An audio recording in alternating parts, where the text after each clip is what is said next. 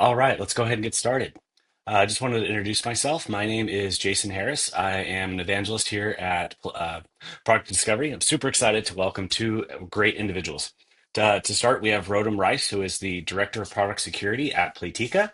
And we have Rishi, who is a co-founder and current CEO at Product Discovery. Thank you both for joining us. Rotem, I'll leave it to you to kick off. Cool. Thanks, Jason. So, first of all, I would like to thank you guys, Jason and Rishi, for having me. It's a great honor for me to be here with you, Rishi, and to talk about AppSec. I'm sure that it will be insightful for everyone, especially for me.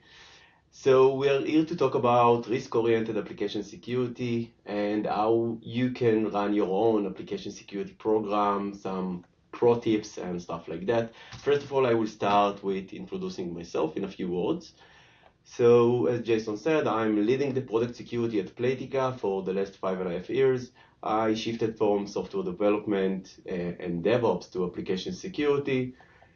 And I'm also a bug hunter on my spare time. I'm also responsible for multiple CVEs, for example, in Grafana and Elasticsearch, and I am securing some well-known companies like Microsoft, Yahoo, Amazon. Um, and I'm also an open source contributor when I have time. I don't have a lot of spare time, but I'm doing my best. So let's talk about application security.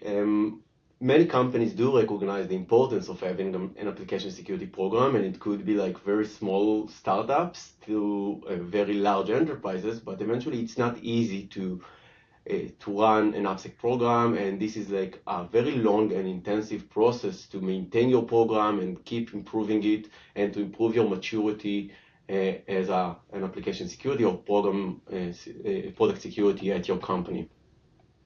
I'm not going to bore you with like multiple quotes on how important it is having product security as part of our company and like how outnumbered we are, but eventually I'm just going to say that fun must be part of the process, and I believe that you need to have fun along the way. And if you're not having fun while you are running your AppSec program, then you're doing something wrong and you will lose the people and all the interfaces that you need to embrace internally in your company.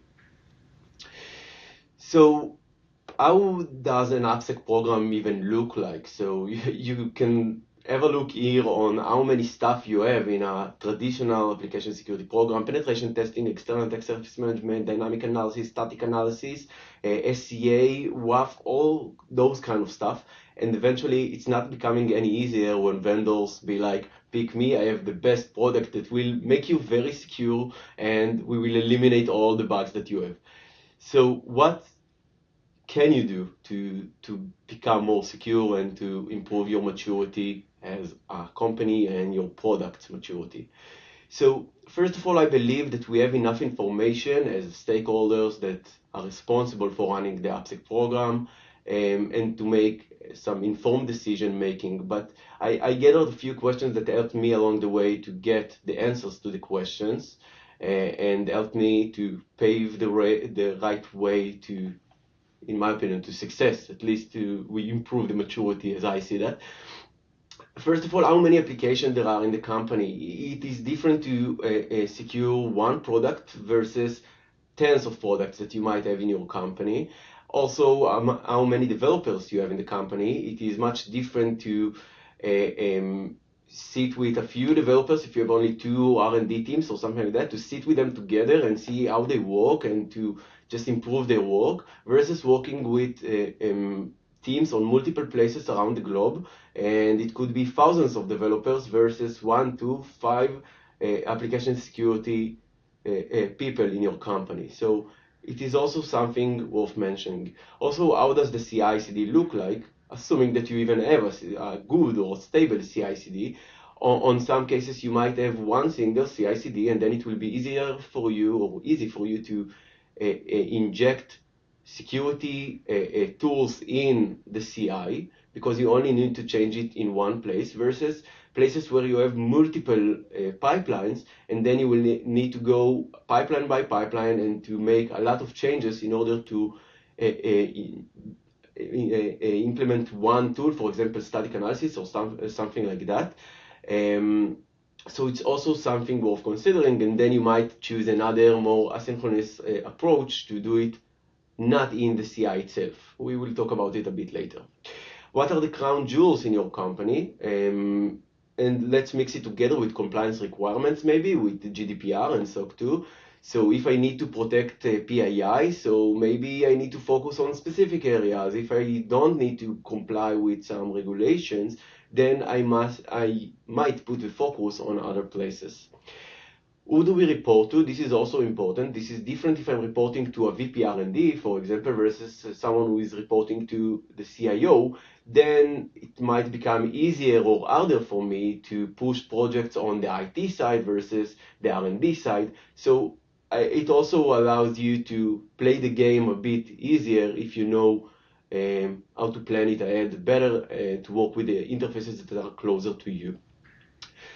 The last is, what are your weak spots? Eventually, each company, according to the product that it has, needs to understand the weak spots that it has.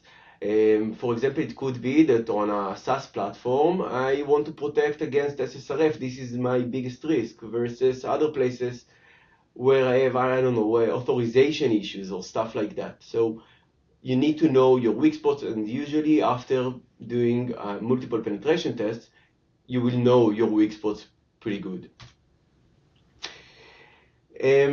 So I'm saying, let's forget all the buzzwords. Let's forget about shift left. Shift left is good. It's a good idea in general, but it's not the end goal. So I'm saying, let's wombat our way to scalable AppSec program. And what I mean by that, this is an acronym for wear a hoodie, outline your assets, mitigate low-hanging fruits, build a responsible disclosure process, assess and protect weak spots, and track your security tickets in one place. And we are going to go over all those one by one. So let me show you how it's done. First of all, what do I mean by wear a hoodie? I mean that me and also my team, most of my team, are coming also from an offensive background.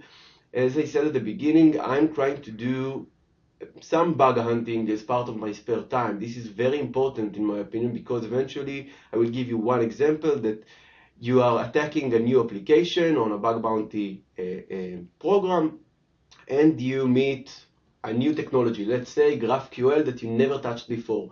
Now you will try to hack it, you will try to break it, and then in a few weeks you will have the same technology internally in your company, and you will know how to protect it, how to harden it, and also how to break it. So I believe that there is a lot of value from protecting from an offensive point of view. Next, outline your assets. So you need to know what you're protecting. If you don't know your assets, you can't protect those. So how do we do that? At Playtika, we released an open source tool called dCollector. What it does is to fetch domain names from various sources, for example, AWS, Route 53, GCP, DigitalOcean, and then it takes all the domain names from the DNS, from the name servers that we have in those places, and it gathers it all to one unique list as a JSON, and then we can run multiple scanners on it. And as I mentioned, again, it is published on GitHub. You can have a look. We will release the presentation probably later on. Mitigate low-hanging fruits. So that goes without saying, I believe, but let me show you how we are doing it. So first of all, we have something we call codename Henhunt. Eventually, this is based on Nuclei by ProjectDiscovery. We are using it for a very long time now, for over 5 years. And what we do is to run multiple periodical scans. We have scans that are running every few minutes. We have scans that are running once a day. We have scans that are running once a week, for example, for different purposes. But eventually, we are keep hunting for new threats and new vulnerabilities. And we also contributed to Nuclei. We contributed to existing templates and also new templates as part of our work here. And I'm personally a great believer in open source, and I believe that this is why we are all here now talking. Next, we have another tool called DDFR. What it does, we also released it as an open source again, and it finds dangling domains. So Eventually, let's assume that you have an A record pointing to some IP address for an EC2 on AWS or something like that, but you don't have this EC2 instance running in your AWS account. So that means that it is no longer yours. So what we do is to create some correlation or to identify the correlation between the assets that we actually run on our cloud accounts and also what we have on the domains to make sure that we are not pointing to any cloud instances that are not ours. This is eventually what it does. So it's kind of a subdomain takeover identifier on steroids. Next, build a responsible disclosure process. What I want to say here, first of all, is that you have two options. People usually think that to create a responsible disclosure process, you must pay.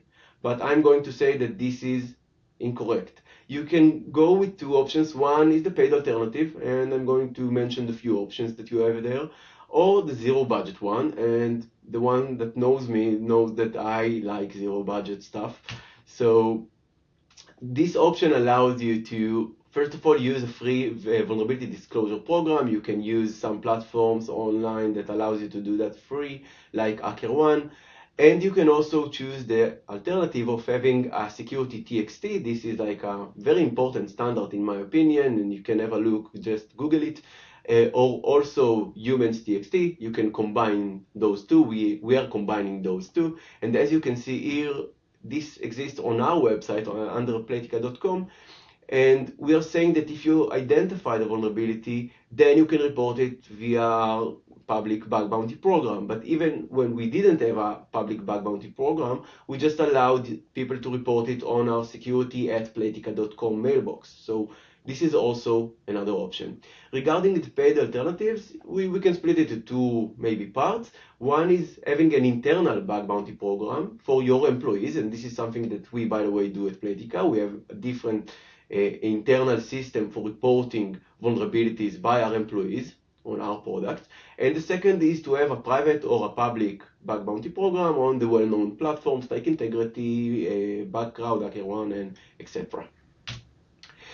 Next is assess and protect the weak spots, and I mentioned it earlier, but after we outlined our assets and mitigated the low-hanging fruits, then we can focus our program on the more maybe important or more in-depth stuff. Let's take a few examples. If I'm running a SaaS platform with various integrations, then SSRF is probably a huge concern, and I will want to have multiple layers of protection against SSRF attacks. Regarding multi-tenant and multi-role SaaS platform, maybe broken authorization will be my focus. As a gaming company, our focus is a lot on business logic vulnerabilities. For example, that as an attacker, I can only spin the slot machine once and not twice to gain more money in the game. Next, track your security tickets in one place, and this is very important for multiple reasons. First of all, I want to have good statistics to know the trend eventually when the year comes to an end, to understand how many vulnerabilities I had, how many I fixed on time, and all that.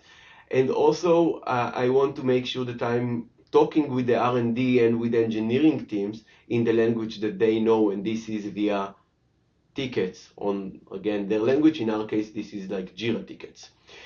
There is an open source tool that I created a while ago called JTrack. You can find it under my personal GitHub account. Eventually, this is anything to Jira integration. It allows you to create tickets and also to manage the state of the ticket, so you won't recreate tickets in case you refound the same issue over and over again.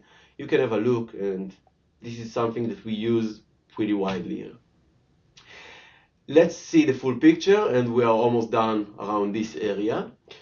This is what we call eventually continuous recon. This is our internal code name for that. It starts with a D collector. We are collecting all the domain names. Then we are running a few scanners. Some I mentioned and some I didn't, like CXSS or WPScan. But you can understand from the name what it does. Then we are creating tickets with JTrack. And we also have an external attack surface management product in addition to all the things that I mentioned here and the open source tools. And we are enriching both D collector from assets identified with the EASM product, and also vice versa. We are enriching the EASM product with the assets that we identified and know internally. So I will pause for a few seconds to breathe and to let Rishi maybe ask me a few questions if he have something, or the audience, of course. Uh, I have two questions. First, I would love to understand as you were building out the Wombat framework, what were some of the key learnings or challenges or kind of surprises you faced as it kind of matures or scaled up? So I think that the key lessons learned are that eventually you might think that you know what are your weak spots, but as you proceed and increasing your maturity in your AppSec program, you will learn that you have other weak spots that you need to protect against. And also, I think that you will learn that you will create some automations or scanners along the way, and on some cases you will just throw the new scanners that you built because you will understand that you are not getting any value out of it. So I'm saying if you are trying something, try and fail fast, and don't put all your efforts in creating tools that might not work. I can maybe say that, for example, if you build a crazy SSRF scanner and you found many findings across the globe in public bug bounty programs, it doesn't mean necessarily that you will still find it in your company, and vice versa. So it's good to know that. Yeah, and thanks for the insights. Um, and just going back to the previous slide where you were showing the continuous recon, just curious, like I'm also curious, like what are some of the tools, or maybe like if you could go a bit more deeper on that pipeline, like how that looks underneath your One. ESM or continuous monitoring or recon process. Like what are the key tools Mhm. you are using and how you are connecting each of them? Okay, so it also went through some kind of evolution. We started with having multiple scripts scattered around, multiple servers and stuff like that. Then we proceeded, and now it is more organized and much better monitored on a Jenkins instance that we have. Um, but eventually you need to monitor it. This is maybe another good lesson learned. So you need to monitor your stuff, because on many cases we got, for example, a report from a bug hunter that found, I don't know, a subdomain takeover, and then I went to my team and asked them, how come we didn't find it? It's like a very classic subdomain takeover, and then we found out that our tool didn't run for the last 4 days, for example. Um, so yeah, this is mostly how we do that. So what about retests? So I talked about finding new vulnerabilities, but what about retesting the vulnerabilities that you've already closed? This is something that not a lot of people do. And eventually, if you will take a look at the maybe older sibling of application security, this is maybe QA, because eventually what we do in application security and QA does is pretty much the same. It's like finding bugs. We find security bugs, but they find other functional and non-functional bugs. So how they do that? They have unit tests and also regression tests eventually.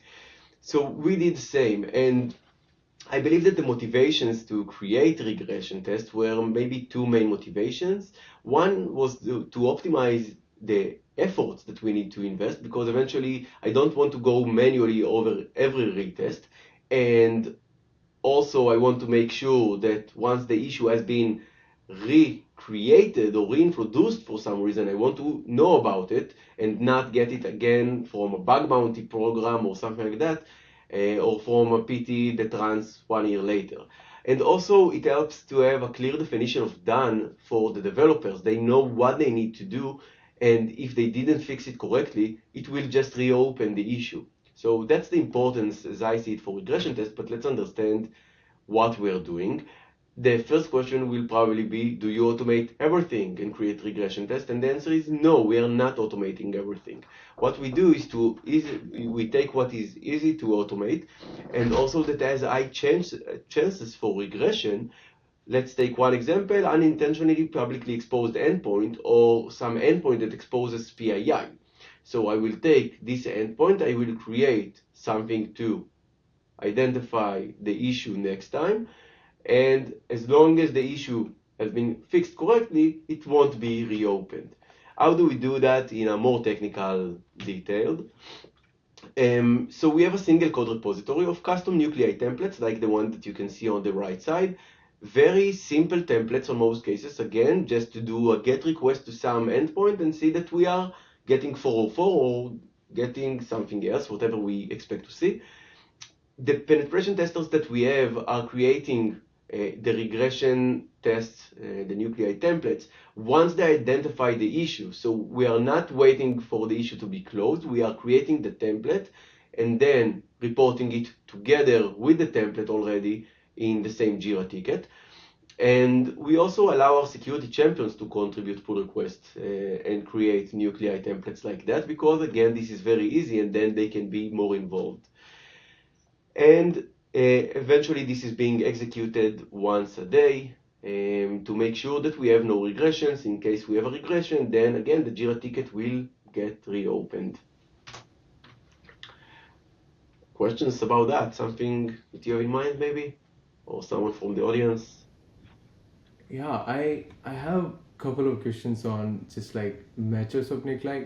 Like, do you have any defined criteria on how should the matches be written in the nuclei template? So especially when they are detecting, as well as especially when they are remediated, we can effectively kind of like validate the remediation. So just curious on how do you how do you actually define the standards of matches with a nuclei? So we were trying, of course, like the best practices in every nuclei template, to have 0 false positives. If we have false positives, then that's bad. And we're trying to let's split it to two, because there are two cases. Let's start with regression, and then I will give maybe the second case of stuff like cache poisoning, for example. But what we found that is easy to actually implement and write in a nuclei template, again, like a very simple GET or POST request that doesn't require authentication or a very long and tedious process to actually write the template, then we are doing that. On other cases, we might choose to write a Python script for that, or I don't know, even another detector. So we are not like sticked to one specific technology like nuclei templates, although at the moment we didn't have any gaps and we are good with using nuclei templates. This is pretty robust, as you know better than me. But we are trying to automate the easy stuff again. But what we won't automate, for example, is XSS vulnerabilities, because on many cases I still need human eyes to check the fix and to look for bypasses, because the chances for having a bypass for an XSS fix or an SSRF fix are pretty high. So I won't automate those kind of stuff. The second part that I wanted to say is that on some cases I will find an issue like cache poisoning, and I will want to not only create a regression test for that, but to create a template and run it all over all my assets, because maybe I have the same issue on other places as well. Maybe it is another weak spot that I have.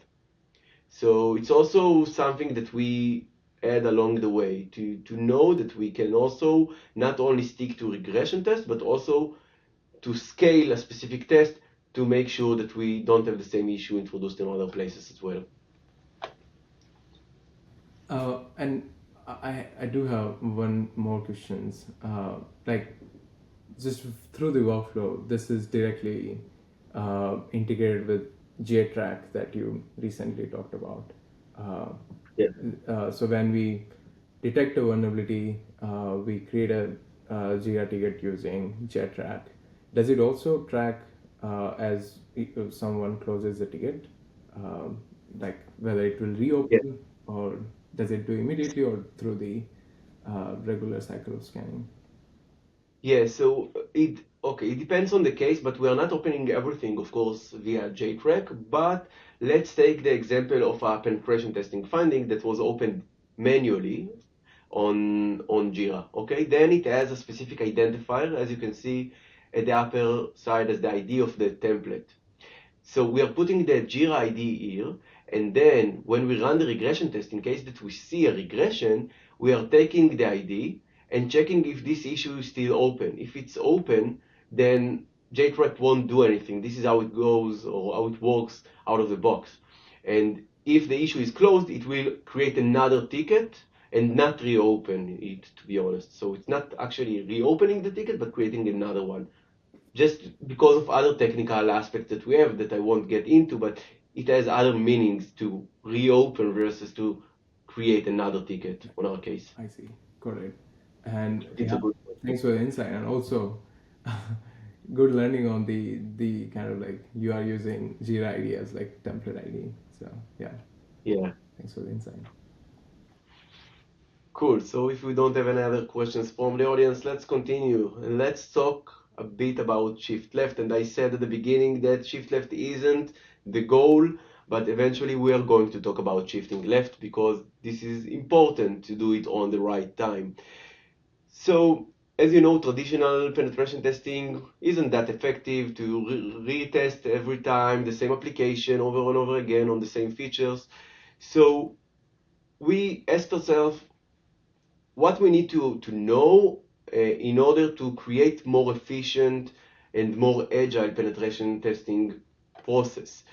And we asked ourselves for the beginning, how and when should we know about new features? Because we want to probably test new features, but how can we know about those?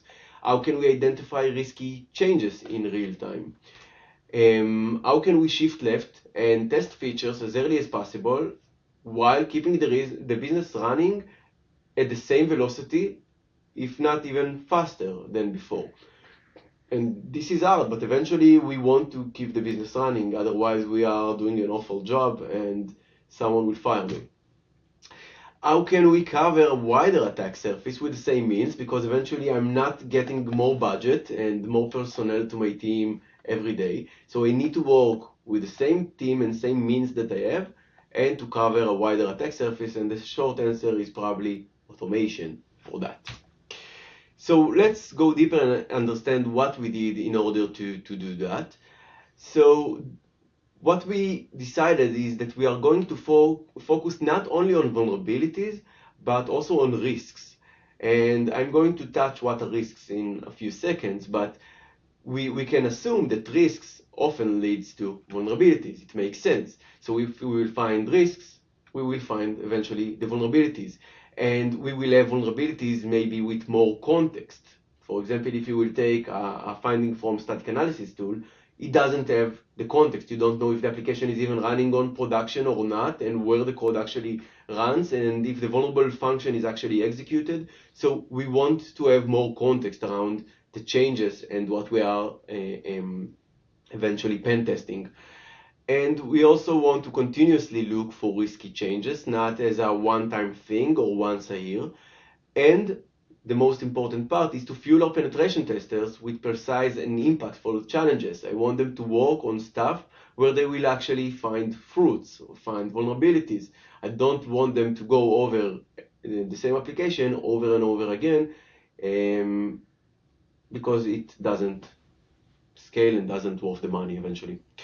So what we did for start to understand what are the risks that we want to find, we started by brainstorming and we did some retrospective on known vulnerabilities from our penetration test, bug bounty program, from all the automation tools that we have to try to understand what were the material changes that actually introduced the vulnerabilities that we found along the way. Then we said, okay, now it's time to go back to reality. What is the commonness of those vulnerabilities or those risks that we found? What is the impact if someone is actually introducing this risk and there is an actual vulnerability? And how much effort will it require to actually implement the detection for this risk? We ended up with a huge table, not that small, but you can see here just a portion and an example. And for example, one of the material changes was to identify internal API, which is publicly exposed. It is internal, it shouldn't be publicly exposed, of course. The impact will be pretty high if something like that has been exposed. and the effort to detect it is medium, not that low, but it is medium. Another example could be a change in content security policy. The impact is not that high because you still need XSS vulnerabilities in the same application for actually introducing a real impact, but the impact is medium, but the effort is very low to actually write such a detection. So this is something that we want to do. So let's take a few examples of how this approach works on a more technical side and what actually happens now at Playtika. Given that a new PR is opened and when a new route endpoint, API endpoint is introduced, when the route is processing user input and when the user input has a property name which is prone for unintended behavior, for example, URL probably could lead to an unnecessary vulnerability, also to open redirect, stuff like that. Then in this case, I will require a security review of this change to make sure that we do have the validation on another place and that we are not actually vulnerable. Another case is that a PR is opened when a content security policy is changed, then we are creating a challenge for the team. Challenge is our nice name for a small penetration test on a specific feature, endpoint, change, whatever. The last one is given that a PR is opened and a URL is present and the URL is takeable as takeable subdomain, then I want to block the PR with a relevant comment. I will stop here for a sec because eventually we usually talk about subdomain takeovers on the most right side on production to identify those on I don't know, with tools like Nuclei or other tools or from the bug bounty programs that we have. But no one actually identifies, and I don't know any tool in the market, by the way, that does that, to identify takeable subdomains on the code level. Eventually, if I'm as a developer now using a nest-free bucket, which is free to claim, as an CSS or another asset in my website, and I'm pointing to this bucket, then I'm just adding subdomain takeover to my code with a huge impact to my website. So this is something that we shifted left, and we are now able to detect subdomain takeover on some cases on the most left side during a pull request. Our vision, let's talk about our vision for a second, the risk-based approach. I would like to also analyze documentation. We started to experiment with that, but we never reached to a point where it is done yet. And I mean to analyze high-level designs and stuff like that to find risks before code has even been written. And also more AI usage. We do use AI today on some of the capabilities here and risk detection capabilities that I mentioned, but we can probably use more AI in other places. And I will stop here for the last time for more questions, and then we can do some wrap up. And I'm mostly done from my side. Rotem, I'm curious, like especially as since you have seen the team scaling as you have implemented security framework, like how do you keep developers remain motivated? And especially like as even from security team perspective, you are also like as you are like putting all these foundational blocks, you would want to expand and find more vulnerabilities across attack surface. So how do you keep everyone motivated, especially developers, as you are like finding more vulnerabilities and creating more tickets? Mm-hmm. So I will start by saying that on multiple cases that I saw on other companies, there are security teams that delegates the work of the triage to the developers. So for example, they give developers to triage findings from static analysis tools. And this is, in my opinion, as a developer in my past, a nightmare because you need to go over a finding that you don't have any context about this finding and say if this is relevant or not. You are feeling as a developer that you are wasting your time on that.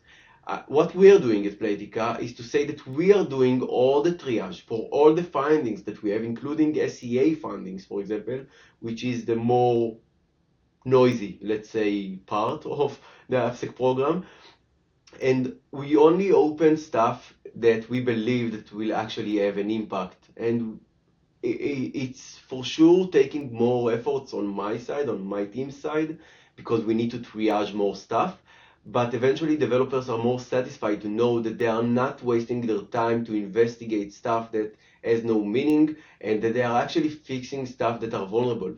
We also make sure that every report that we are creating, never mind if it comes from penetration test, bug bounty, or an automated tool, we give good justification and good exploitation to let the business know in a business language what is the impact for this vulnerability. So we are not just saying you have an XSS vulnerability, fix it. We are saying this XSS vulnerability allows someone to take over another person's account and to do one, two, three. So I believe that that increases the motivation. Also, we're trying not to overwhelm the developers with a lot of tickets. So we're trying to create tickets in small bulks as possible. And we have good communication with the software architects that we have in the company.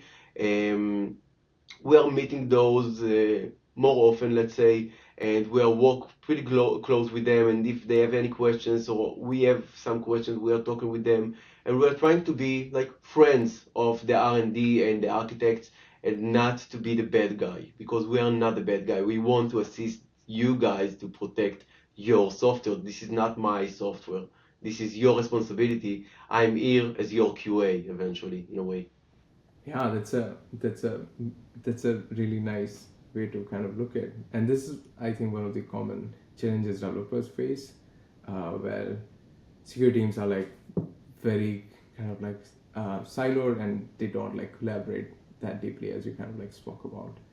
uh, in your Yeah. opinion, like what are some of the tools that organizations can effectively kind of like run it end to end automated within the developers, or like SDLC pipelines, without having security teams to be involved there? Like, do you see any places where you can like completely end to end automate for developers?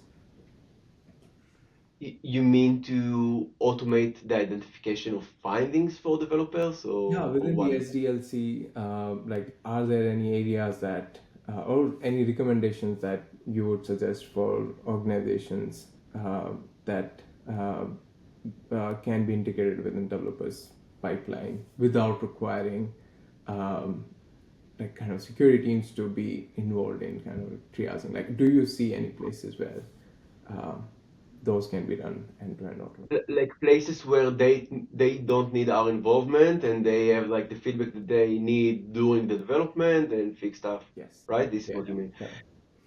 So I must say that all the IDE plugins, for example, the ISO for various stuff like SCA and static analysis, doesn't work. Developers doesn't use those. At least this is what I believe. On the other end, what we are doing as part of this risk-oriented approach is to give them insights as part of the pull request. For example, if they are adding a parameter like I showed with the URL, which is mostly error-prone for SSRF, then we will probably add a comment, and we will say, please make sure that you validated the parameter called URL, because this is usually prone to SSRF with a link to an explanation of what SSRF is. So we're trying to put a more friendly comments as part of the pull request flow. I won't lie, on many cases they just ignore it. And that's fine. I will find it on the challenge that I will do with my team if it will still enter to the code. But I still want to improve the cultural aspect and to let them learn from what they do. And I believe that some developers do look at it. And we do have the security champions that we have at the company, and we have many security champions. And we're trying to use those for embracing more security to the people eventually. Yeah, it's like, it's great to see how much you care about developers, and how much you kind of like really kind of like understand how they work day to day. So thanks for the Hmm. insight. Just on going back to the kind of like foundational risk based DevSecOps approach, like how does it, like how do you communicate from traditional DevSecOps, or like, and also like what are the metrics that you would use or apply within the organizations to see this program is actually being effective? So yeah, it's a good question. So first of all, what is traditional DevSecOps? What is DevSecOps? I believe that if you will ask like 10 different people what is DevSecOps, each one will answer a different answer. So eventually, a lot depends on the company and the organizational structure and all that. But I believe that DevSecOps is everything between the developer work once they are starting to code till stuff after the deployment, till the deployment, like the CI/CD included. Once it is already on production, it is less DevSecOps in how I see it. And we also have like different teams for that internally in my group. Um, so to say how it is different, I don't believe that it's like very different, but I believe that if we need to measure the effectiveness, so the most important part will be that we are experimenting with stuff. Sorry. Um, For example, if we will create a new check that we will put in the CI as a new risk-oriented approach check, and you will see that developers are getting upset from this check, or it takes too much time to run, or it has too many false positives, or not enough true positives, then we will probably throw it. So it's okay. We are not here to build cool stuff. We will try to build cool stuff because we enjoy it along the way, but eventually we are here to give value. So eventually, if we see that a specific test did eliminate a specific risk and prevented risks from entering to our production, this is amazing. We will keep this test running. But if we see no value from a specific test, we will stop maintaining it and throw it.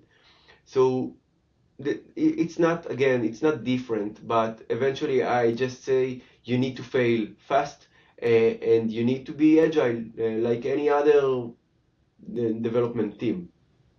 So let's just wrap up on what I mentioned, and that's it. Create your own risky changes rules. So we are thinking about open sourcing what I mentioned. At the moment, it is not that open source ready, but we are considering to do that and to create a kind of a framework around that, and allow people to actually create their own rules. I'm also saying shift left, but not before you are ready. So eventually shift left is just a means to an end and not the goal by itself. Use open source tools to map and attack your external attack surface. I believe that there are amazing tools out there, and Project Discovery does provide many cool tools that we are at least using again for a very long time. You can use those, and you need to use those in my opinion. It's free and it does an amazing job on many cases, much better than any other proprietary product. So use whatever you can, which is free. Um, Make sure that you have a full vulnerability management lifecycle. This is important to track all your tickets in one place and to verify fixes. On many cases that I saw in other organizations and also with Playtika when I just arrived here, stuff were closed like as fixed, but eventually it was still open. So why was it closed? So don't assume that when a ticket is closed as fixed, it is actually fixed before you are validating it and before you are creating grid tests around it. And that's mostly it. And you have a link here below to Playtika blog, which is our technical blog. We have cool stuff that we published, me and my team, and you can read it. There are also other cool stuff around machine learning and AI that Playtika does. So I just wanted to share it here as well. Oh, this has been epic. Thank you both, Rotem and Rishi, for this great conversation. Just for everyone watching, we are going to release the slide deck for people to absorb. This recording will be archived on our YouTube channel, and Rotem's already made it a way for you to get in contact with him if you have any questions as well. We have an ongoing conversation around these topics on the Project Discovery Discord if you'd like to join us there. we would appreciate it. So thank you too. This is not going to be our last live event. We will be having more in the future. So stay tuned to your emails and also to your, on Discord. And that is one nice note. Also, we will send out the recording to everyone via email who registered, because we do realize sometimes you can't show up to things live. So we will share that recording. So thank you very much. We bid everyone adieu and hope you have a great rest of your week. Thank you again, Rotem and Rishi. Thank you, guys.